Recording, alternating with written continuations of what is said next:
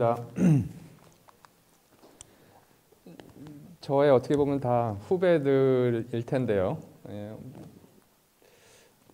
제가 그 88년에 92년에 졸업을 했는데 그게 벌써 30년 전이네요.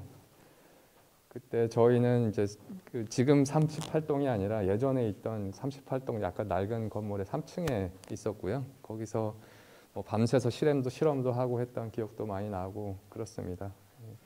이렇게 모교에 돌아와서 또 이렇게 훌륭한 학생들 여러분들하고 이렇게 이야기를 나눌 수 있고 제가 이렇게 부족하나마 좀 이런 발표를 할 수 있는 기회가 돼서 굉장히 영광이고요.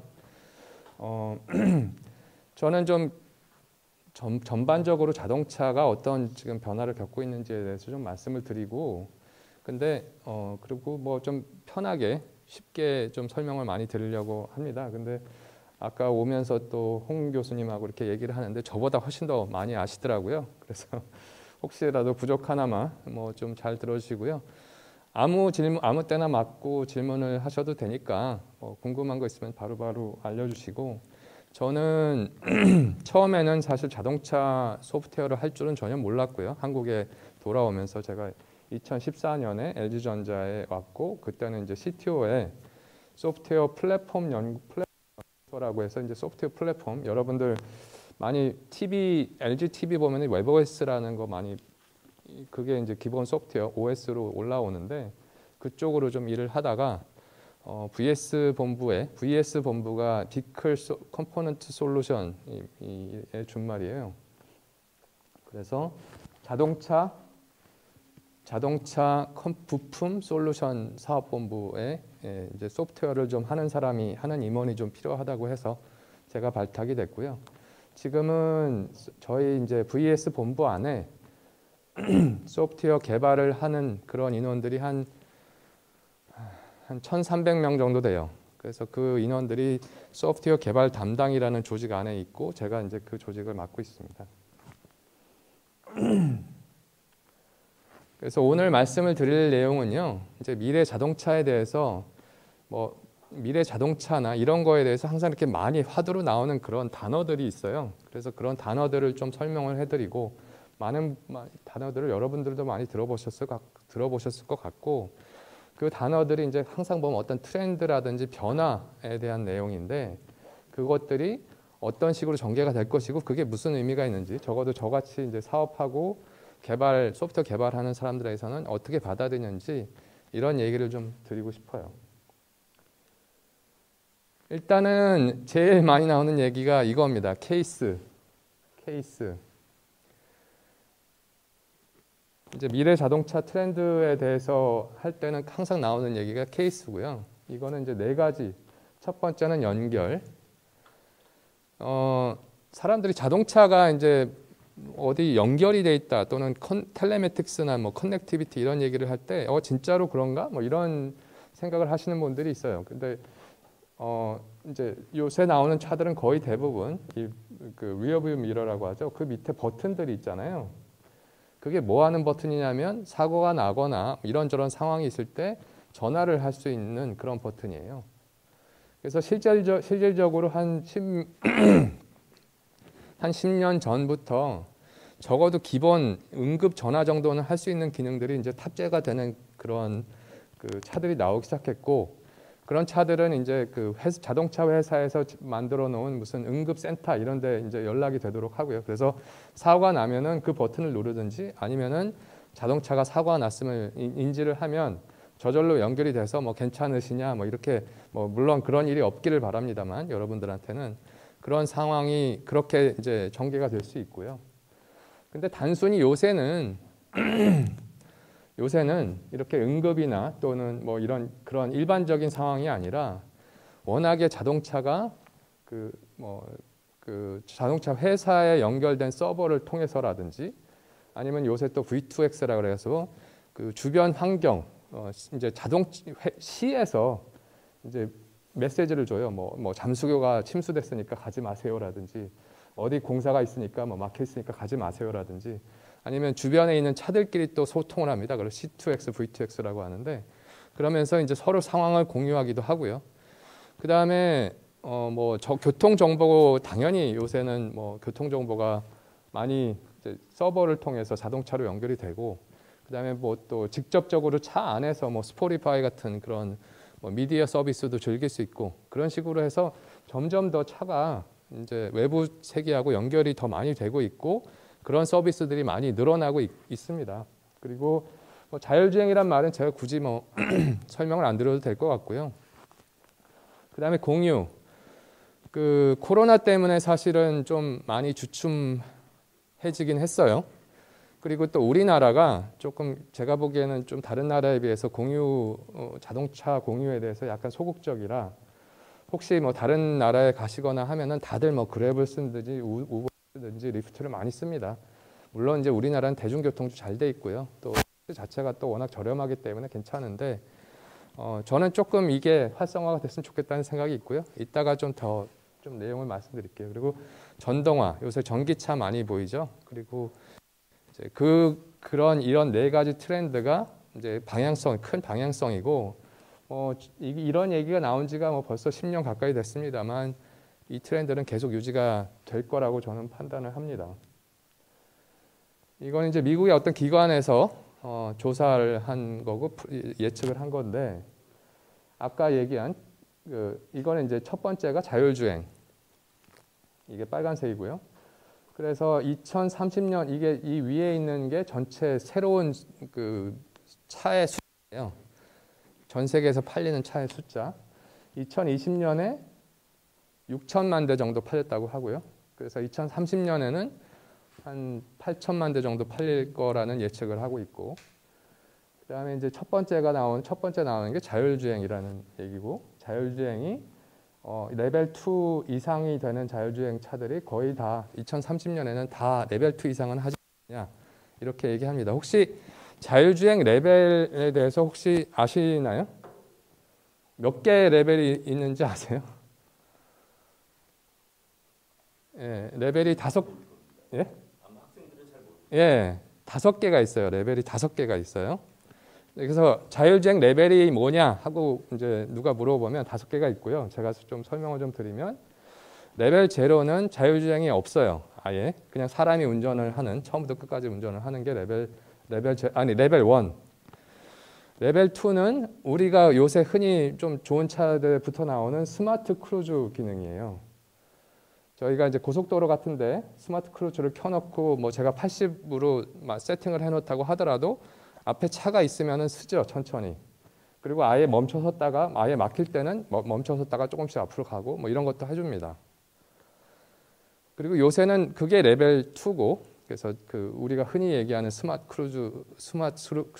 크루즈 기능이 레벨 2고, 레벨 3 정도 되는 차가, 자율주행 레벨 3 정도 되는 차는 내비기를 걸어 놓으면은 내비에 맞춰서 좌회전도 할 수 있고 우회전도 할 수 있고 신호등도 보고, 그러면서 이제 스스로 거의 웬만한 이제 어디 목적지까지 스스로 찾아갈 수 있는 게 레벨 3예요. 그리고 레벨 3하고 레벨 4의 차이는 뭐냐? 엄밀히 따지면은 사고가 났을 때 법적 책임이 누구한테 있냐는 게 차이고요. 레벨 3인 자동차에서 사고가 나면 운전자 잘못입니다. 근데 레벨 4에서 자율주행 레벨 4인 차에서 사고가 나면 자동차 잘못이에요.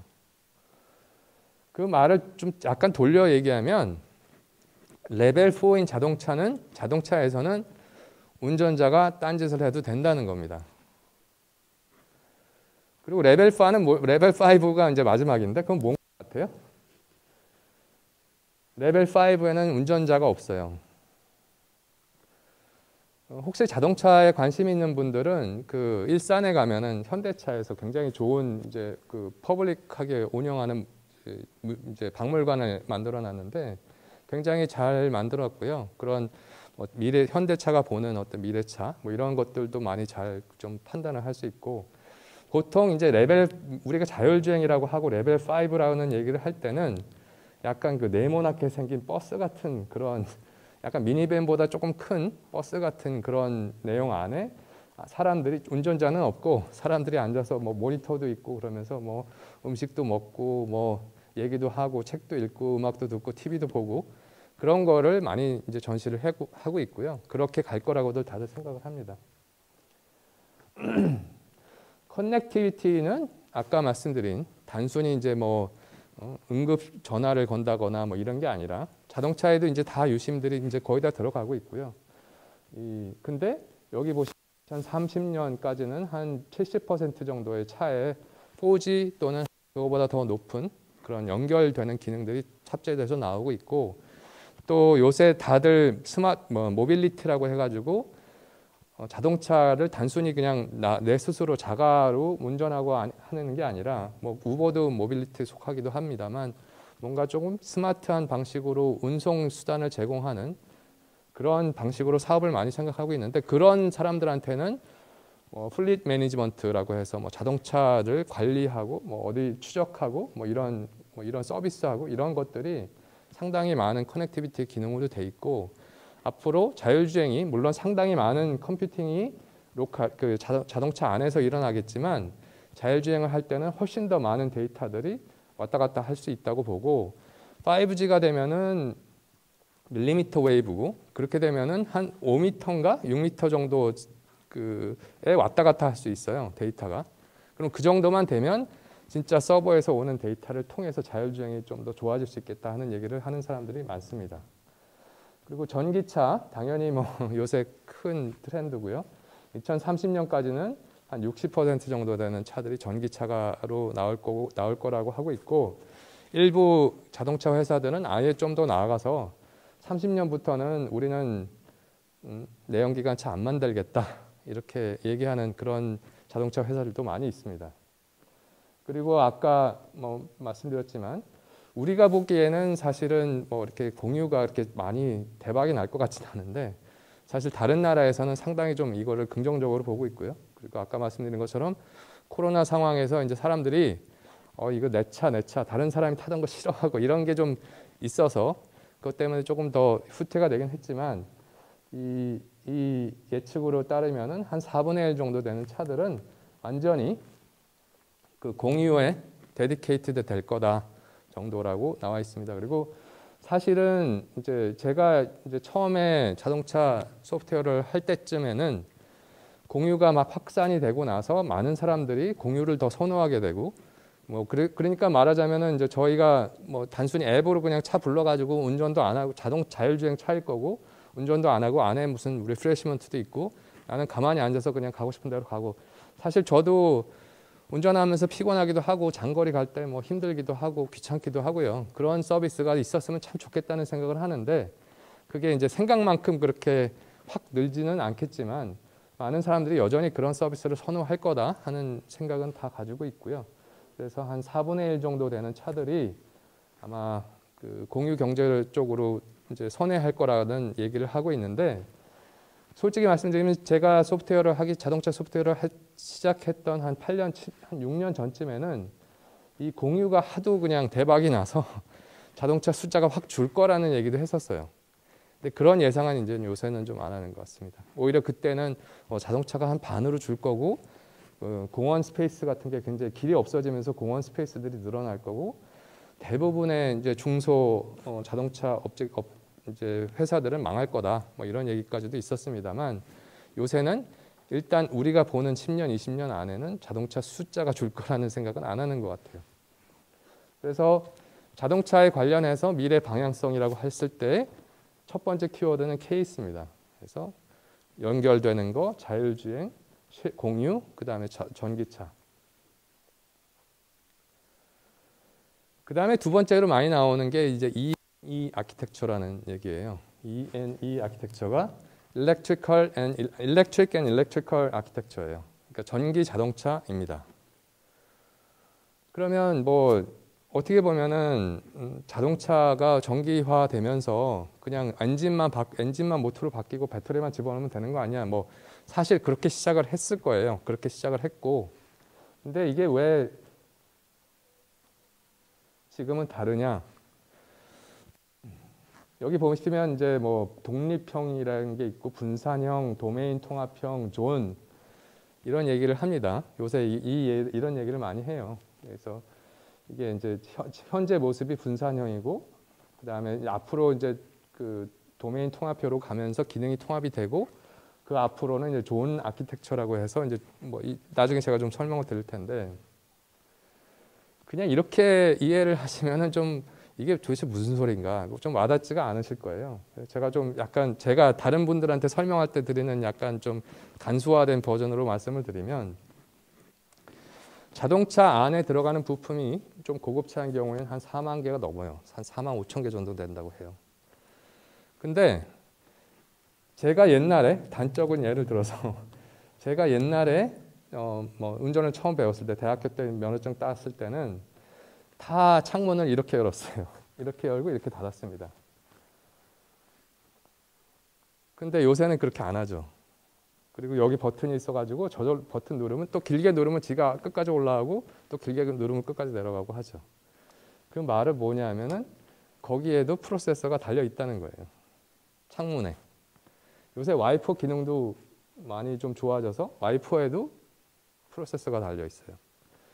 요새 헤드램프 같은 것도 그게 무슨 뭐 스마트하냐 할 텐데 사실은 자동차가 이렇게 방향을 틀면 헤드램프가 이렇게 같이 움직입니다.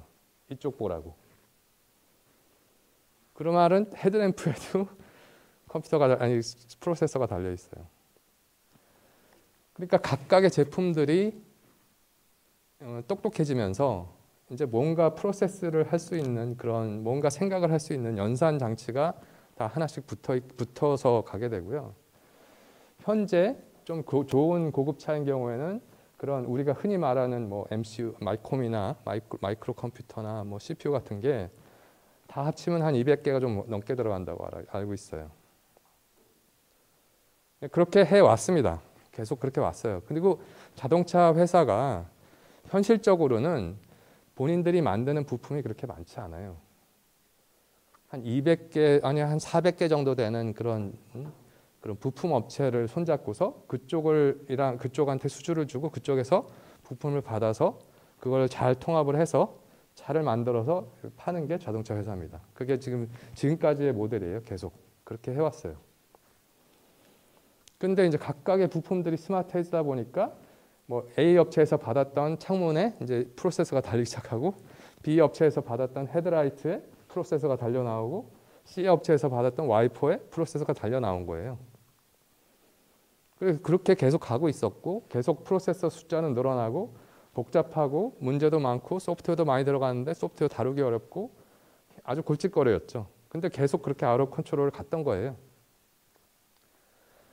그런데 테슬라가 나타났죠. 저는 테슬라가 좋은 차를 만든다고 생각하지는 않아요. 저도 뭐 몇 번 타보고 뭐 사볼까 하는 생각도 있었는데 좋은 차를 만든다고 생각하지는 않습니다. 근데 테슬라가 나오면서 아주 파괴적인 변화를 했어요. 제가 너무 좀 신기해서 테슬라에서 퇴사한 뭐 아키텍트나 이런 소프트웨어 개발자들하고 인터뷰도 해봤어요. 근데 테슬라는 차를 만들 때 차가 뭘 해야 되는지에 대한 요구사항만 가지고 있었지, 요구사항만 가지고 전개를 했지 자동차를 벤치마킹을 전혀 안 했답니다. 일부러 안 했대요. 대단한 것 같아요. 나는 이런 기능을 하는 물체를 만들 거야. 그것만 가지고서 스스로 이거 그렇게 하려면 어떻게 하는 게 좋지? 어떻게 해야 되겠지? 하면서 스스로 고민해가지고 막 만들어가고 물론 처음에 엄청 고생 많이 했다고 해요. 실패도 많이 하고 그리고 초기에 나온 테슬라 차들 막 소프트웨어가 불안정해가지고 막 가다가 그냥 중간에 있는 센터 스택 디스플레이가 막 꺼지고 막 다시 리부트하고 저도 봤어요 그런 거를. 지금은 그렇지 않죠. 사실은 여기 나오는 무슨 특히 이 좋은 아키텍처, 우리가 이 좋은 아키텍처라고 부르는 거를 테슬라 사람들이 사실은 개발을 한 건데 만든 건데 자기들은 이게 존이라는 얘기도 안 해요. 이게 결국 뭐냐면 아까 말씀드린 자동차에 들어가야 되는 우리가 흔히 말하는 프로세서 들어가는 200개 넘는 프로세서가 있고 그거 중에 하나라도 없으면 차를 못 만들거든요. 작년 한 2년 동안 반도체 쇼티지 나면서 자동차 업계가 굉장히 큰 타격을 받았죠. 차를 만들 수가 없으니까. 근데 테슬라는 아까 얘기한 여기 헤드램프에 ECU 뭐 프로세서 달려 있고 창문에 프로세서 왜 그래? 그냥 여기다 하나 좀 똑똑한 놈 하나 갖다 놓고 여기서 다 하나가 다 컨트롤 하도록 하지. 그게 존이에요.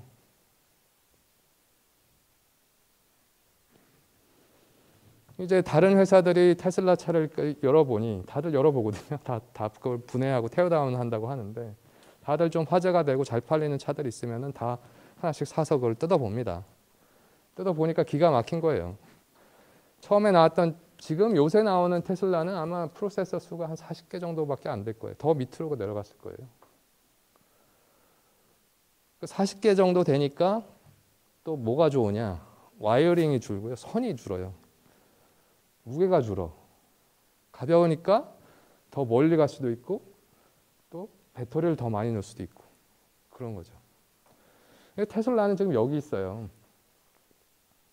여기 있는데 기존에 아까 말씀드린 대로 나는 그냥 기존부터 그냥 서플라이어들 한 500개 되는 소프트웨어들 같이 이렇게 차를 만드는 회사들은 그렇게 갈 수 있는 게 되게 어렵죠. 굉장히 심각한 큰 변화하고 여러 가지 뭐 리소스나 사람이나 많이 바뀌어야 돼요. 근데 어쨌든 그렇게 가야 되겠다는 생각은 다들 가지고 있는 거고요. 그 중간 버전이 이제 도메인 통합형이라는 겁니다. 이게 뭐냐 하면 적어도 비슷한 기능을 가진 그런 제품들은 한 곳에 모아서 한 SoC 위에서 돌리자. 그게 이제 도메인 통합형이고요. 요새 저희가 개발하는 그런 자동차 부품들은 거의 대부분이 다 도메인 통합형 제품이에요. 하이퍼바이저 위에다가 뭐 계기판도 올리고 이 중간에 있는 인포테인먼트도 올리고 뭐 어떤 데는 뭐 텔레메트리도 같이 올리고 뭐 이런 식으로 이제 통합을 합니다. 그러니까 비슷한 기능이 있는 그런 프로세스 안에 들어가는 기능들은 합치기가 좀 용이하니까 그리고 그런 것들은 좀 어떤 한 업체에다 줄 수 있으니까 그렇게 유도를 하면서 자동차 업계들 회사들도 스스로 이렇게 가기 위한 노력을 무지무지 하고 있어요.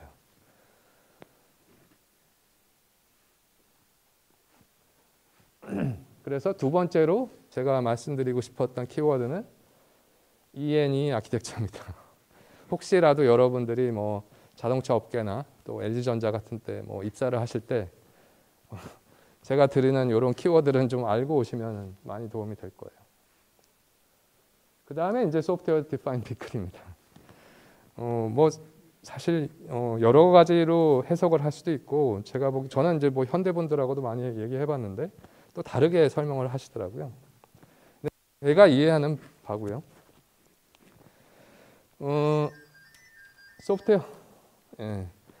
소프트웨어 디파인드 비클을 설명해 달라는 분들이 저는 굉장히 많고요. 저희 회사에는. 그래서 그분들한테 제가 어떻게 좀 설명을 해드릴 수 있을까 이러한 그런 요청을 많이 받는데 막 고민을 하다가 제가 이제 생각해낸 게 소프트웨어 디파인 비클은 이거예요. 이거 이렇게 가는 게 소프트웨어 디파인 비클이랍니다 라고 저는 보통 설명을 합니다. 그러면 좀 이해를 하시는 것 같아요. 이게 뭐냐면 자동차가 있으면 사람이 맞춰서 지금까지는 그 자동차 기능을 씁니다. 근데 전화기 다르죠. 똑같은 하드웨어인데 똑같은 방식으로 전화기 쓰는 사람은 없어요. 이거 가지고 뭐 영화 보는 사람이 있고 드라마 보는 사람이 있고 주식 투자하는 사람이 있고 뉴스 보는 사람이 있고 다 달라요. 쓰는 방식이.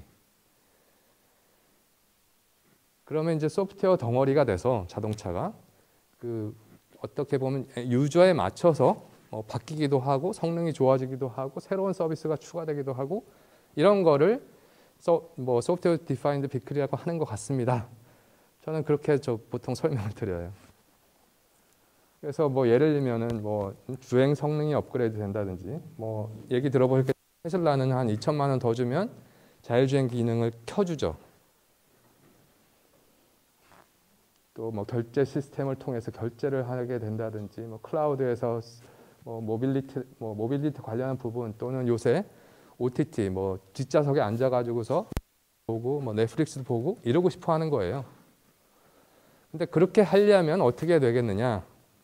소프트웨어 그러니까 저는 이제 저희 내부적으로는 소프트웨어 디파인 비커를 좀 약간 기술적으로 세분화를 하면 요 세 가지가 가장 중요하지 않겠냐 이런 얘기를 합니다. 요 세 가지가 뭐냐면 SOA, 서비스 오리엔티드 아키텍처라는 건데 사실 이것도 별로 어려운 개념은 아닌 것 같아요.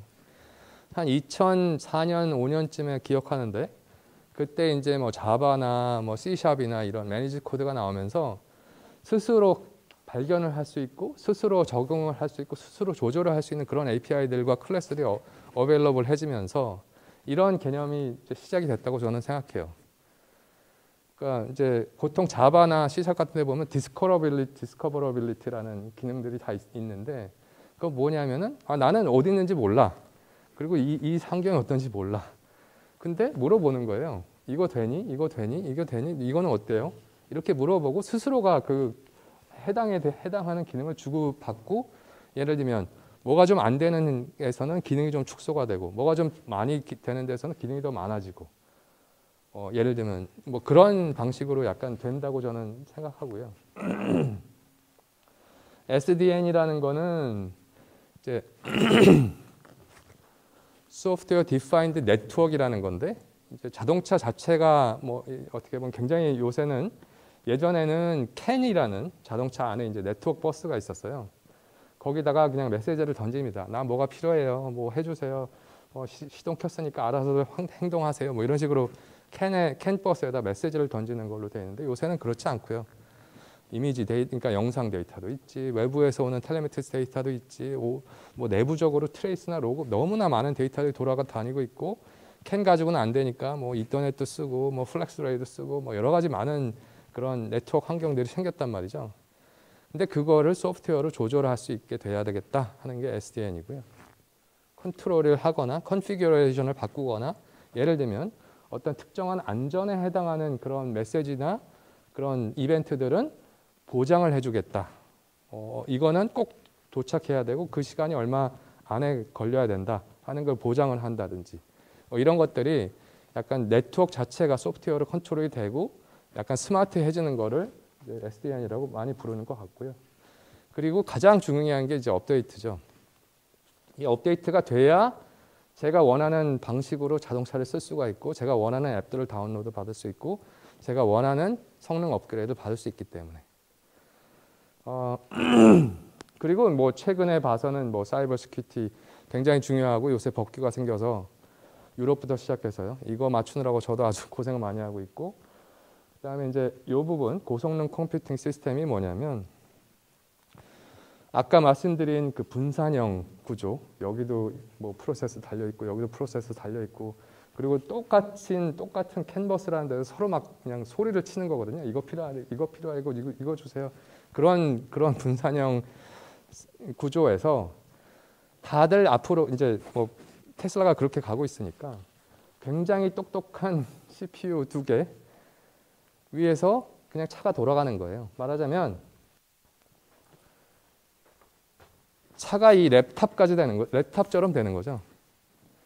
그래서 뭐 구조적으로 그러니까 그냥 하나의 굉장히 큰 좋은 컴퓨터가 뭐 자율주행도 해주고 뭐 미디어도 플레이 해주고 뭐 여러 가지 서비스도 해주는 그런 모습으로 자동차 모습이 좀 바뀌고 있다고 보시면 될 것 같아요.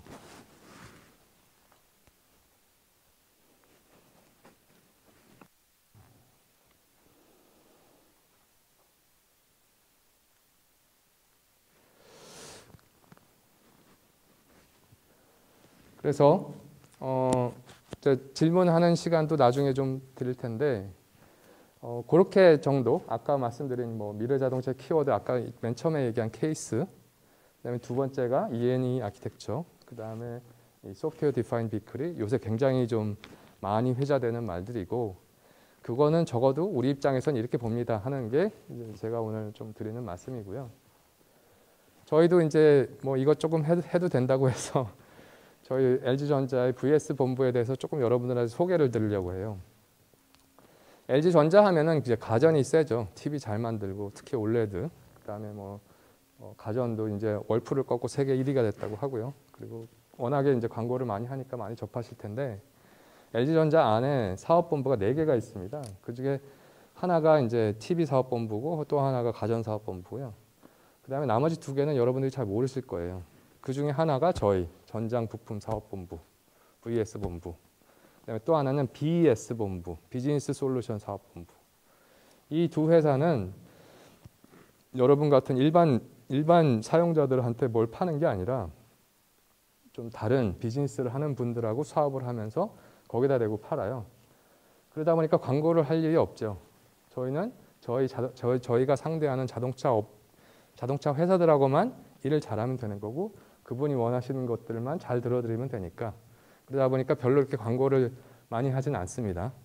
근데 저희 사업본부가 인원으로 치면은 아마 제일 많을 것 같고요. 그 4개 사업본부 중에 인원으로 치면. 근데 사실은 조금 지난 한 5년 동안 좀 사업이 좀 어려웠어요. 일단 저희가 시작을 2013년에 했는데 그때는 뭐 한 3개 정도, 4개 정도 되는 그런 자동차 회사들밖에 없어서 제가 이거 기록이 된다 그래서 녹화가 된다 그래서 어느 회사라는 말씀을 제가 못 드릴 것 같아요. 근데 이제 그렇게 하다 보니까 좀 우리가 성장에 한계가 있어서 상당히 좀 저돌적으로 저가 수주를 해서 많이 들어갔어요. 왜냐하면 그렇게 자동차 업계가 굉장히 보수적이라 가지고 그렇게 좀 처음에 좀 보통 다들 이원 소싱을 합니다. 왜냐하면 한 업체만 믿고 있다가 완전히 그게 잘못되면 차를 못 만들거든요. 그러니까 저희 같은 좀 복잡한 전장 제품을 만드는 케이스에는 보통 한 2개 업체 정도를 같이 쓰고요. 그 중에 하나가 좀 잘한다 싶으면 그쪽에다 좀 더 몰아주고 그래서 아니면 완전히 신뢰 관계가 형성이 됐고 이들이 잘하는지 알고 있다면 아예 통으로 주기도 하고 그렇게 하는데 처음에 들어가기가 굉장히 어려워요. 일을 같이 해본 그런 상황이 아니면은 그러다 보니까 저희가 좀 공격적으로 수주를 하고 그리고 그래서 상당히 많은 그런 업체들하고 같이 일을 하게 됐는데 그런 저가 수주, 약간 수익성이 안 좋은 프로젝트를 좀 하다 보니 한 2, 3년 뒤에 그 효과가 나타나는데요. 그럼 실제적으로 막 팔기 시작할 때는 진짜 손해를 보거든요. 그러다 보니까 저희가 수익성이 좀 많이 안 좋아졌고 그게 또 잘하는 거냐 뭐 이런 여러 가지 치열한 내부 논의를 거쳐가지고 또 저희 나름대로의 뭐 역량도 키우고 고도화도 하고 효율화도 하면서 사실은 2020년에 저희가 흑자 전환을 하려고 했어요. 전 할 수 있었다고 보고요. 그런데 갑자기 4월 달부터 코로나가 이제 터졌고 코로나 상황이 벌어졌고 사실 저희 안에 LG전자에 있는 가전 사업부나 TV 사업부는 솔직히 말씀드리면 대박이 났어요. 집에 있으니까 그 전에 막 신경 안 쓰던 가전 제품이나 TV가 막 마음에 안 들기 시작하고 집에서 뭐 넷플릭스를 보고 뭐 이런 OTT를 많이 보다 보니까 특히 TV는 좀 많이 교체 수요가 그때 많이 교체를 해서 오히려 엄청 사업이 잘 됐어요. TV랑 가전은. 근데 저희 같은 경우는 일단 사람들이 나가질 않으니까 자동차에 대해서 별로 느끼거나 뭐 이럴 게 없고요. 또 반도체 수급 이슈까지 터져가지고서 아까 말씀드린 대로 자동차 한 대 만드는데 한 200개, 250개 들어가는데 하나로 없으면 못 만들거든요.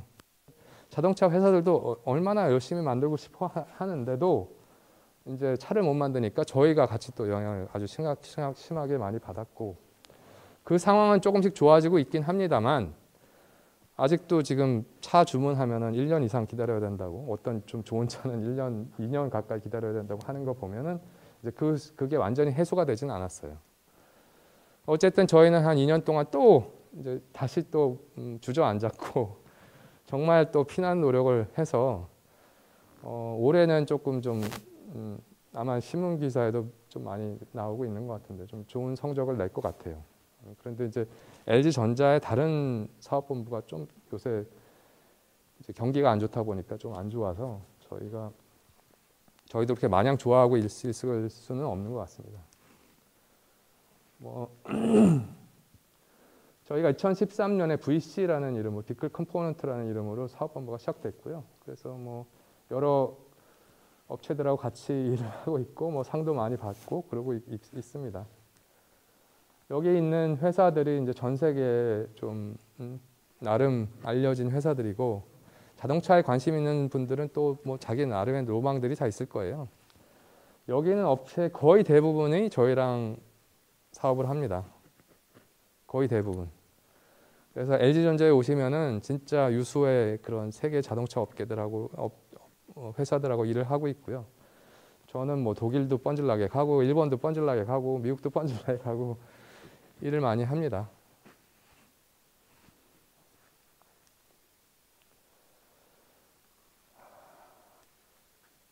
그래서 아까 말씀드린 대로 VS 본부가 이제 자동차 안에서 어떤 역할을 하느냐 하는 거를 다시 한번 좀 정리를 하면은 이 맨 처음에 있는 ABN이라는 게 오디오 비디오 내비게이션의 준말이에요. 근데 오디오 비디오 내비게이션 준말인데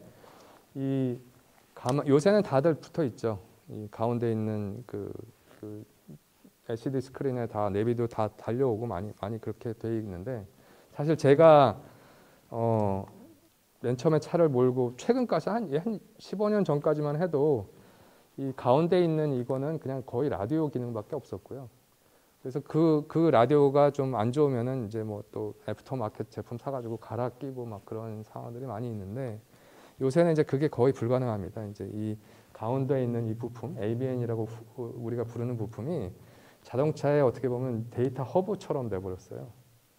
거기서 다 컨트롤하고 그게 그 앱을 통해서 차량을 제어하고 하다 보니까 이거는 이제 굉장히 중요한 부품이 됐고 여기다 이제 요새는 뭐 엔터테인먼트니 뭐 이런 거까지 많이 붙여서 기능이 굉장히 복잡하고 좀 소프트웨어 양이 되게 많아요. 저희 LG전자 안에 제가 예전에 있던 CTO의 소프트웨어 센터에 있는 어떤 다른 분하고 얘기를 하는데 그분이 이제는 저희 그 자동차 부품 사업부가 제일 복잡한 소프트웨어를 하시는 것 같다고 본인이 생각하기에는 뭐 그런 얘기도 하더라고요. 그리고 CID라는 게 이제 센터 인포메이션 디스플레이라는 건데 그 아까 얘기한 그 AV에는 그 센터 디스플레이의 내용을 만들어주는 그런 기능 제품이고 CID는 그 디스플레이 자체를 얘기하는 거예요. 저희가 워낙에 이제 그 좀 디스플레이 쪽으로 강점이 있다 보니까 상당히 이제 디스플레이 자체만으로도 저희가 사업을 꽤 많이 하고 있습니다. 그리고 클러스터는 계기판이고요. 요새 나오는 차들은 이제는 거의 아날로그, 뭐 거의라고는 안 하겠지만 좀 좋은 차들은 아날로그 바늘들이 이제 없죠. 다들 디지털로 돼 있고. 그다음에 이제 허드라고 헤드업 디스플레이라고 요새도 뭐 이제 많이 좀 좋은 차들은 많이 붙어 나오는데 밑에서 비춰가지고 그 유리창에서 보면서 뭐 거기서 내비 기능이라든지 뭐 이런 정보를 전달해 주는 거 이런 것들을 하고 있고. 그다음에 커넥티비티 관련해서는 뭐 텔레매틱스. 그다음에 아까 말씀드린 대로 요새 보안에 대한 어떤 뭐 특정 기능이라든지 보안에 대한 요구 사항들이 상당히 많아요. 그래서 그거를 대응하기 위한 좀 뭐 보안 기술 이런 것들도 저희가 좀 이제 상당히 많이 보유하고 있고, 그다음에 이제 자율주행 관련해서는 DSM이라는 건 뭐냐면 드라이버 스테이터스 모니터링이라고 해서 그 보통 여기 카메라가 있든지 아니면 계기판에 달려 있든지 해서 드라이버가 딴짓하는 건 아닌지 뭐 졸고 있는 건 아닌지 이런 걸 판단을 해서 뭐 적절하게 경고를 하든지 레코딩을 하든지 하는 그런 기능들이 있고요. 그다음에 패신저 모니터링이라고 해서 이것도 요새 조금씩 그 규제가 생기기 시작했어요. 유럽 같은 데를 중심으로. 예를 들면 차에서 내렸는데 갓난아이가 아직도 뒤에 있는 걸 깜빡 잊고 놔뒀다가 뭐 불상사가 나는 일들도 있다고 하니까 뭐 그런 거를 어떻게 뭐 아니면 차에 뭐 중요한 걸 놓고 갔다든지 이런 것들을 판단을 해주는 기능, 또는 이제 뒤에 사람들이 뭘 하는지 패신저들이 뭘 하는지를 판단하고 뭐 그거에 맞춰서 뭘 해주는 기능. 이게 뭐가 그렇게 중요한가 싶었는데 저희가 일하는 그런 이제 업체 중에 하나를 제가 타고 해보니까 좀 시운전을 해보니까 제가 이렇게 예를 들면 책을 읽는데요. 제가 이렇게 몸을 이렇게 돌리면 전등이 따라와요. 그리고 뭘 누를 것 같으면 알아서 또 그거를 또 알아서 해주고 이 손을 인지를 하고, 그다음에 뭐 예를 들면 뒤에 앉아 있는데 뭐 좋을 것 같다 그러면 뭐 자세를 더 편하게 해준다든지 뭐 음악을 틀어준다든지 뭐 불을 꺼준다든지 뭐 이런 정도의 아주 다양한 서비스들이 요새 개발이 되고 있고요. 그다음에 이제 스테레오 카메라, 자율주행을 하기 위해서는 주변을 살피는 카메라들이 있어야 됩니다. 두말 할 나위도 없고, 그래서 특히 전방을 향하는 카메라들 굉장히 중요한데, 그럼 그 전방을 향하는 카메라에 예를 들면 앞에 차가 뭐 얼마나 있고, 아니면 뭐 사람이 있고, 자전거가 있고, 뭐 신호등은 지금 뭐고, 도로 표시판이 뭐가 있고 하는 거를 다 인지해서 그거에 맞춰서 저희가 제어까지 하는 그런 제품을 요새 납품을 해요. 굉장히 좋은, 유럽의 여러분들 다 아시는 회사하고 뭐 저희가 이걸 하고 있어서, 자율주행이 사실은 굉장히 제가 뭐 아시는 분은 아시겠지만 굉장히 영역이 넓고요. 거기 들어가는 기술이 엄청나게 많습니다. 그래서 자율주행을 누가 처음부터 끝까지 다 한다는 것은 좀 불가능한데, 저희는 카메라 기반의 인식과 제어에 상당히 좀 강점을 가지고 있고, 이미 좀 좋은 업체에 납품도 하고 또 좋은 평가도 받고 있어요. 그다음에 뭐 레이더 관련된 것이 좀 있고요. 그래서 요 세 개가 저희 LG전자 안에 있는 VS 본부가 하는 그런 제품입니다. 그리고 이제 저희가 두 개의 자회사가 있는데, 하나는 캐나다에 있는 그러니까 특히 전기 모터라든지 아니면 샤시라든지 뭐 바디 관련한 그런 부품을 많이 만드는 그런 업체랑 전기차 부품만을 생산하는 그런 이제 자회사를 합작법인을 뒀고요. 그리고 GKW라고 해서 유럽에서는 상당히 유명한 회사인데, 헤드램프, 리어램프를 이제 좋은 회사들한테 납품을 하는 그런 회사도 자회사로 저희가 두고 있어요. 그래서 이제 저희 LG전자는 세계 유수의 상당히 많은 업체들하고 같이 일을 하고 있고, 이렇게 다양한 제품군을 제공을 하면서 일을 많이 하고 있습니다.